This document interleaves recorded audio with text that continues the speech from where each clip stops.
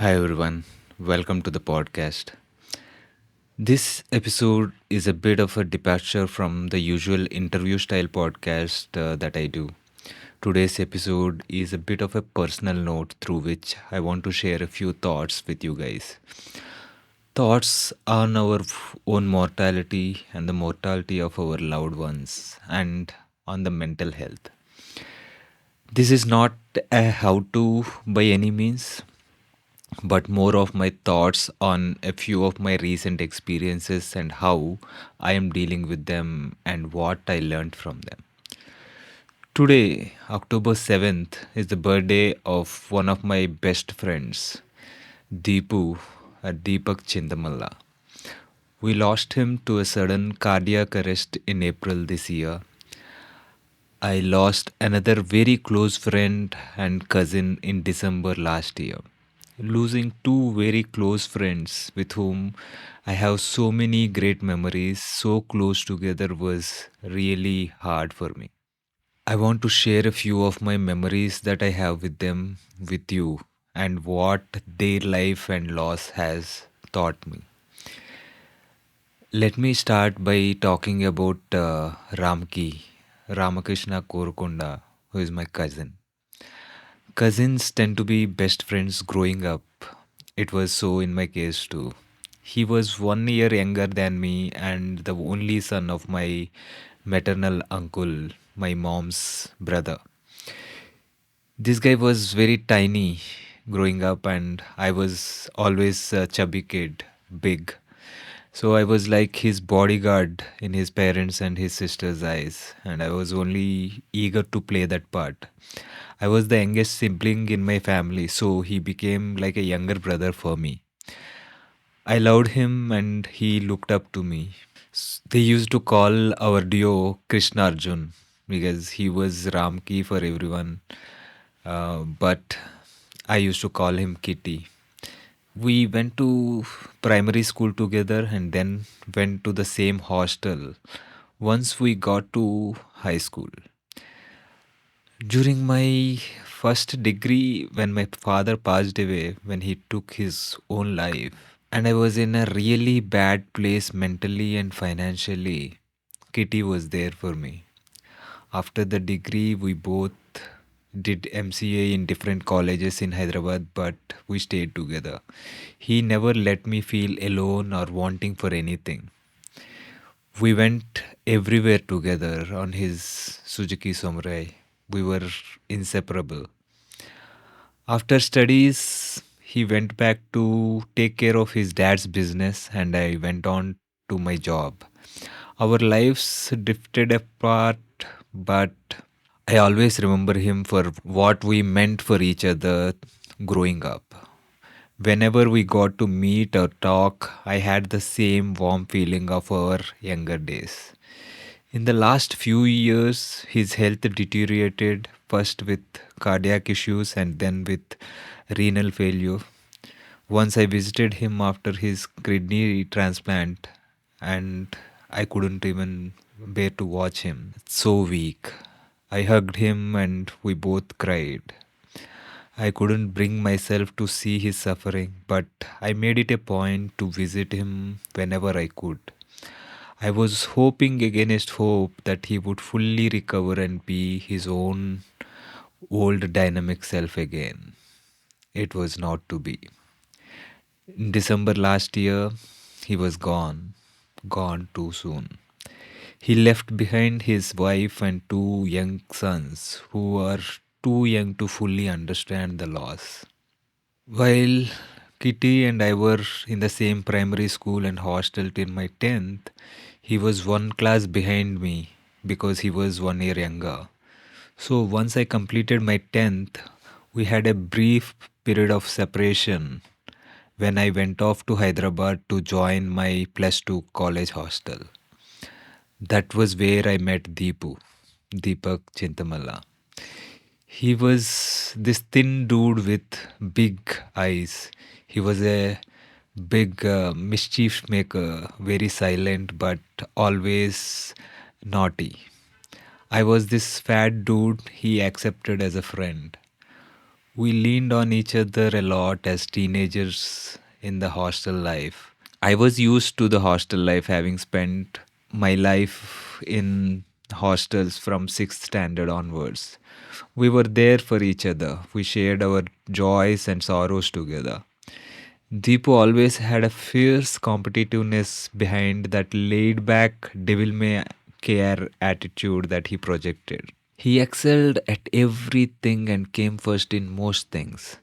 We used to sit through well past the study hours when all others went to sleep and make elaborate stories to make our fantasy Hollywood movies.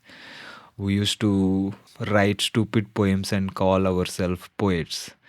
We shared many silly jokes that only we could laugh our heads off about.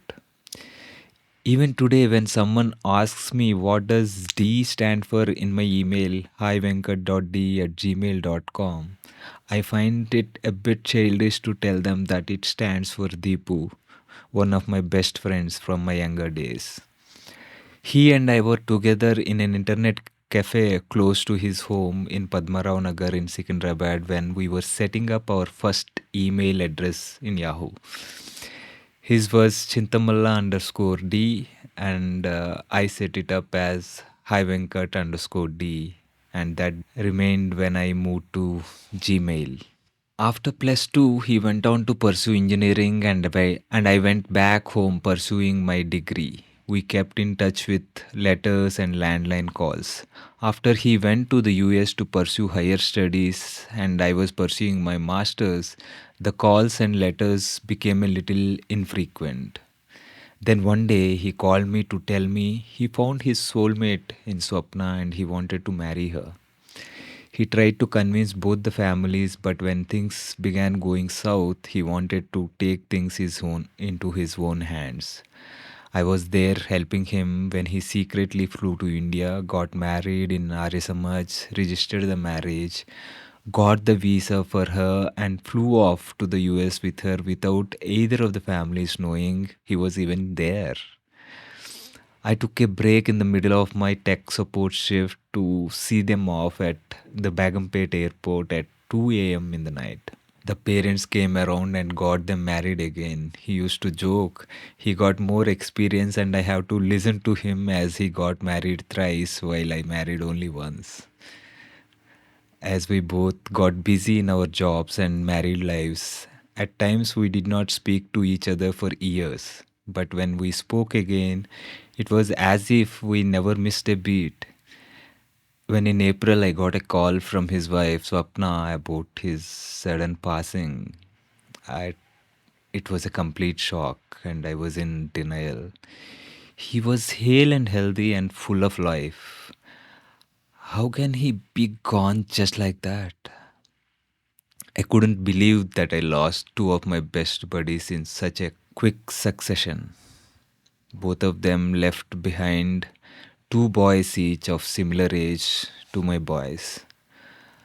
I was proud of the way his elder son Ayush was appearing strong to console his mom at the funeral. I was watching Deepu's funeral service live online with tears rolling down.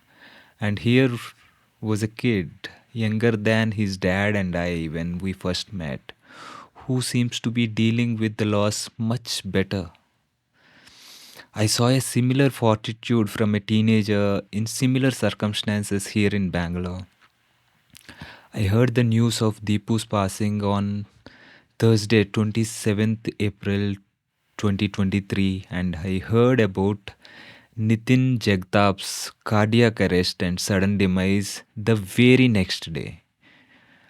I never met Nitin but interacted with him over a couple of calls when he invited me to an event he was organizing. I regret that I couldn't make it to that event as I missed a chance to meet him.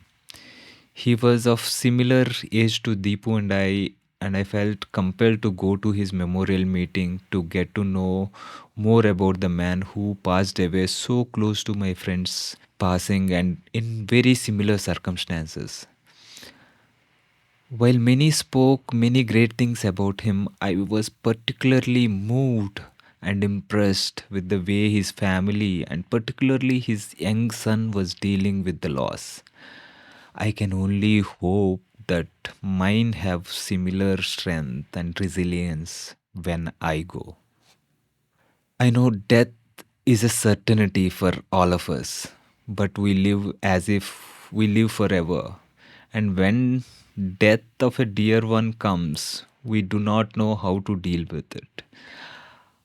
I somehow am still not dealing with the loss of my close friends very well. When Swapna messaged me last week to find out how I am doing, I confided in her that I miss him and I felt a bit ashamed and guilty. Here is the woman who left everything in her world and went with him to build a new world around him, and he is now gone. Her entire world that is built around him is shattered. She and her kids will never see him again. And I was telling her that I miss him. I thought I could do better. The youngsters seem to be dealing with it much better. Sometimes I still beat myself up mentally for missing a chance to meet Deepu in July 2022 when he visited Hyderabad and we organized a small reunion for our intermediate gang. I had a bicycle crash just a couple of weeks prior to that and a shoulder surgery that meant I could not travel. I joined the reunion via video call thinking I could meet him in person next time he comes to India. I did not know that it was my last chance to meet him in person. If only I made that bit of extra effort to travel despite the pain. If only. But looking at the way the youngsters are putting a brave front and dealing with the loss gives me hope. The lesson I take from them is that we need to celebrate the memories of our loved ones while we make more memories with the loved ones that are still around. I don't know if I believe in the afterlife or not, but if we imagine our loved ones looking down upon us, would they be happy seeing us crying and being miserable after they're gone? Or would they prefer that we chin up and live life, making new memories with whoever is still around? I am 100% sure that they would want us to remember the good times and have more good times with whatever limited time we ourselves have on this earth. To celebrate Deepu's memory, today I am getting together with a few friends, few of our common friends who are there in Bangalore for lunch.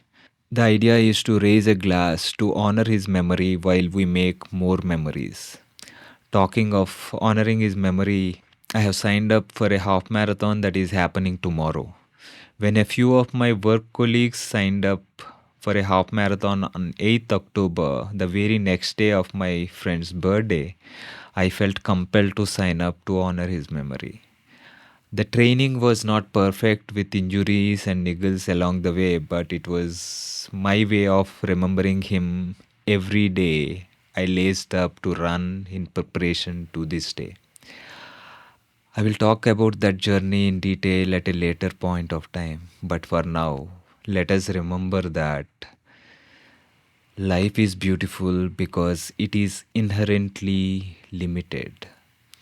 Today could be the last day you ever get to spend time with your loved one. Today could be the last you get to do what you enjoy. Live today because tomorrow is not a given. Live it fully and live in the moment. When life gives us lemons unexpectedly, we might not always be in a mental space to make lemonade.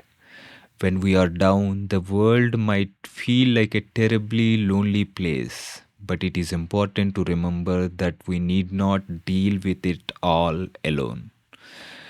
When we are down, family and friends can become a lifeline. At least they are in my case.